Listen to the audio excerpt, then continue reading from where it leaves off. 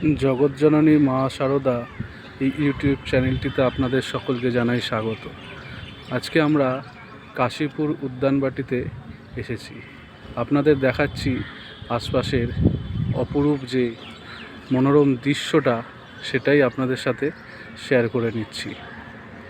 এই হচ্ছে আমাদের কাশীপুর উদ্যানবাটি, যেখানে ভগবান শ্রীরামকৃষ্ণদেব তার জীবনের শেষ সময়টুকু এখানেই কাটিয়েছিলেন।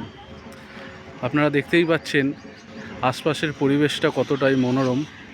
এখানে দেখুন আপনারা, চারপাশটা গাছপালায় ভর্তি এবং সুন্দর সাজানো গোছানো। প্রত্যেকটা রাস্তা নিট অ্যান্ড ক্লিন, সুন্দর ফুলের চাষ করে এখানে রেখেছে ফুল, সুন্দর সুন্দর।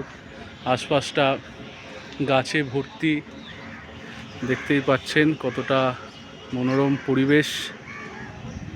আপনাদের আরেকটু দেখাই, এখানে একটি মাঠও আছে, যেখানে বিভিন্ন যে গরু তাদের পালন করা হচ্ছে এবং এখান থেকেই তাদের লালন পালন হয়।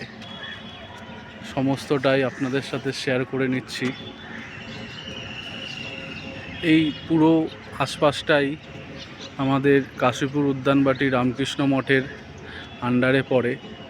এখানেও দেখুন কতটা সুন্দর সুন্দর ফুলের বাগান করা আছে। সূর্যমুখী ফুল গাছ থেকে শুরু করে এই ফুল গাছগুলোর নাম যদিও বা আমার জানা নেই। খুবই সুন্দর লাগছে আশপাশের পরিবেশটা। আর আপনারা এই সামনে এই যে আম গাছটি দেখতে পাচ্ছেন, ভগবান শ্রীরামকৃষ্ণদেব এখানেই কল্পতরু হয়েছিলেন। আমি আপনাদেরকে সামনে দিয়ে দেখানোর চেষ্টা করছি।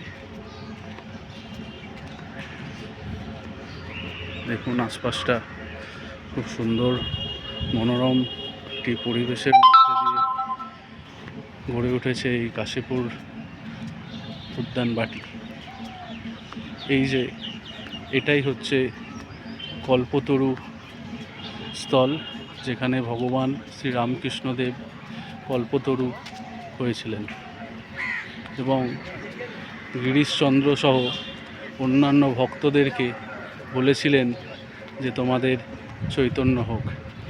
1886 খ্রিস্টাব্দের 1 জানুয়ারি ভগবান শ্রীরামকৃষ্ণদেব ভক্তদের উদ্দেশ্যে এই স্থলে